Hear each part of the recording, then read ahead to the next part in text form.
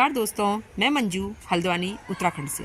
दोस्तों, खिले हुए फूल तो हमेशा सुंदर लगते हैं और सबके मन को मोह लेते हैं, पर इन जो खिले हुए फूल होते हैं इनको बनाने के लिए हमारे जो प्रयास होते हैं दोस्तों, उसमें सबसे पहला होता है कि प्लांट को लाएं कहाँ से, बनाएं कैसे।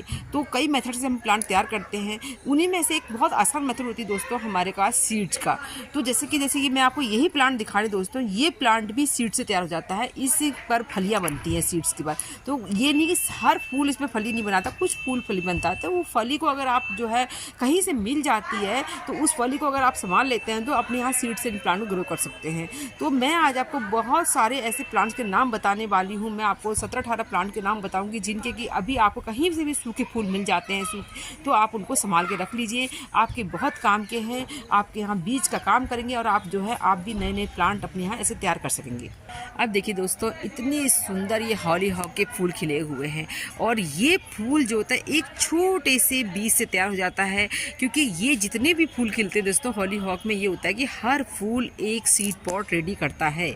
ये देखिए, ये सीड पॉट रेडी हो गए हैं, अभी कच्चा है।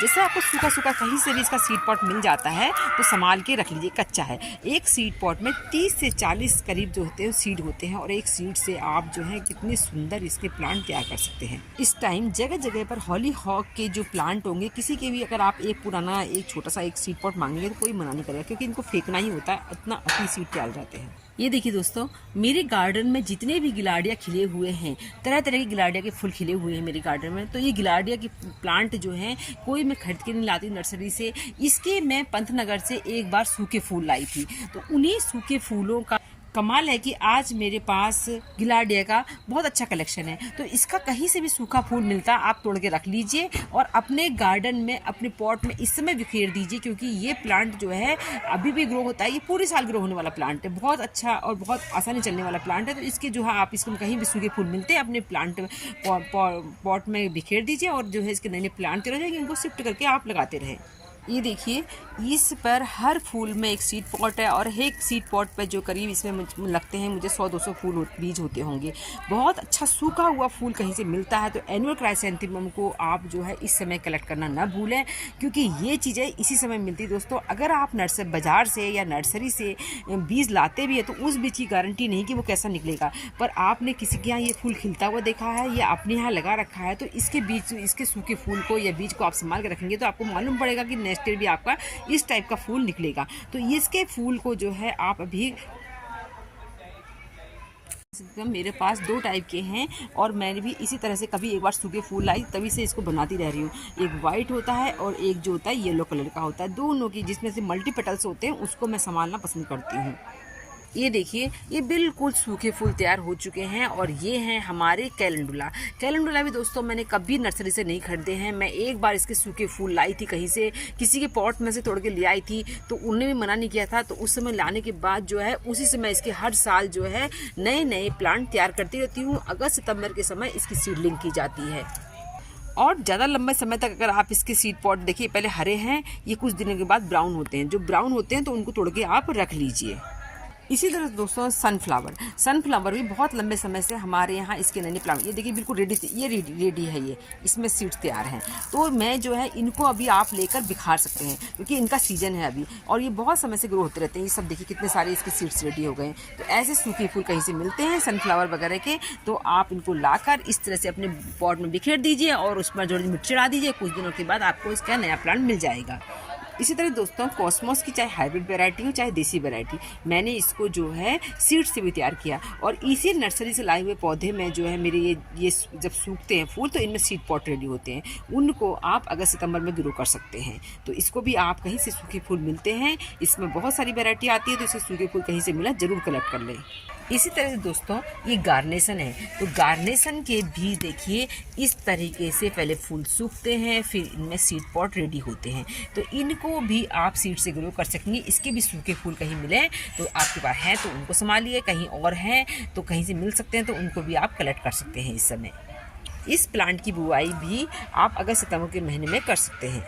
गार्नेसन की तरह डेंथस होता है। ये प्लांट अभी तो हमारे बच जाते हैं, पर जो बहुत भीषण गर्मी पड़ेगी और बारिश के मौसम में इनको बचाना मुश्किल होता है, तो इसके सीड का कलेक्शन हम कर लेंगे, तो उनको जो है हम अगस्त सितंबर में ग्रो कर सकेंगे। इसी तरह दोस्तों खूबसूरत पिटोनिया, मेरे यहाँ पिटोनिया की हाइब्रिड वैरायटी ग्रो हो जाती है आसानी से। इनके सीड बहुत बारीक बारीक होते हैं, तो ऐसा नहीं है कि हाइब्रिड वैरायटी ग्रो नहीं होती। ये देखिए, ये अभी थोड़ा कच्चा है। ये सूखने के बाद आप इसके सीड पॉट सहित संभालना है इसमें, क्योंकि बहुत बारीक सीड होते हैं, राई के जैसे राई से पतले सीड होते हैं। तो इनको सीड पॉट सहित संभाल लीजिए और आप एक लेबलिंग कर लीजिए। थोड़ी सी जो भी सीड संभालेंगे, जो भी फूल सूखे फूल संभालेंगे, उनको पहले तोड़ने के बाद अपने अंदर ले जाइए। अंदर लेने के कुछ दिनों के बाद उनको खुले में थोड़ी दिन सुखाइए और उसके बाद जो है उनमें थोड़ी सी राख या हल्दी मिला के तब उन चीज़ों को संभालिए, क्योंकि इसके बाद जो सीजन आएगा गर्मी के बाद बारिश का आता है, उस समय कई बार सीड रखे हुए भी खराब हो जाते हैं। तो ये सब काम भी करना जरूरी है। दोस्तों खूबसूरत ये दिखा रही है आपको छोटे छोटे सीड। ये देखिए सलाद पत्ता का सीड है। ये सलाद पत्ता बहुत अच्छा होता है। इसको भी अगर इस सीड रेडी कर हो जाते हैं तो इनको भी संभाल सकते हैं, कहीं से मिल जाते हैं तब भी आप इनको संभालिए। अगस्त सितंबर में ये भी ग्रो होते हैं।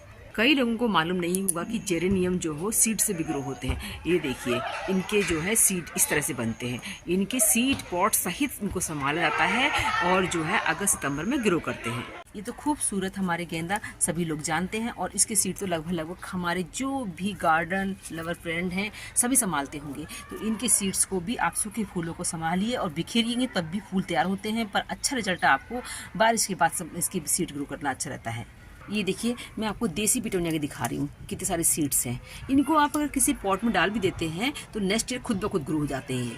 और ये देखिए, ये हाइब्रिड पिटोनिया मैंने ग्रो नहीं कर रखे हैं, ये मेरे जो हैं खुद सीड से सेल्फ सीडलिंग से ग्रो हुए हैं। दोस्तों इसी तरह से डहेलिया, हाँ दोस्तों, कई लोग डहेलिया की सीड्स से भी ग्रो होते हैं। आप डहेलिया के भी जो है अगर इस तरह मल्टीपेटल वाला फ्लावर सूखा हुआ फूल संभालेंगे तो इसमें मल्टीपेटल तो नहीं निकलेगा, सिंगल पेटल निकलते हैं सीड से, पर इनको भी हम संभाल सकते हैं। इससे बहुत ज़्यादा जो सिंगल पेटल वाले निकलते हैं वो फूल ज़्यादा मात्रा में खिलते हैं बनस्पत की। मल्टीपेटल्स वाले फूल जो होते हैं एक प्लांट में निश्चित मात्रा में आते हैं। इसी तरह से आपको गजानिया के आपके फूल सूखते हैं, गजानिया में भी सीड्स बनते हैं, तो इनके भी सूखे फूलों को आप रखकर अगस्त सितंबर में ग्रो कर सकते हैं। इसी तरह से दोस्तों ये एस्टर है, एस्टर को भी आप इस समय संभाल कर रख सकते हैं इनके सूखे फूलों को। तो इनसे भी आपको अगस्त सितंबर में सीड मिल जाएंगे। फूल ही फूल संभाल लीजिए, कोई सीड निकालने की जरूरत नहीं है, बस जैसा बताया मैंने उसमें राख और हल्दी जरूर मिलाइएगा। इनके पास भी ये प्लांट होंगे, उनके बहुत सीड तैयार होते हैं। ये देखिए, आपको मैं दिखा रही हूँ, ये सब सीड ही हैं। तो इनके जो है इसी तरह के सूखे फूलों को रख लीजिए, इनके जो ये बने हैं इनको संभाल के रख दीजिए।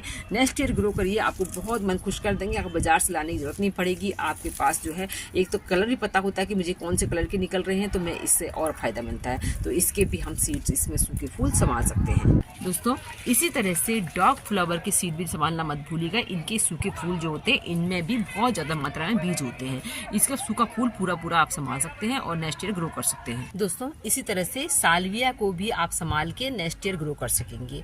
तो ये देखिए, मेरे पास जो है फ्लक्स की वैरायटी, तो मुझे ये वाली वैरायटी ज़्यादा पसंद आई थी, तो इसके सीड्स मैं अलग से रख के रखूँगी।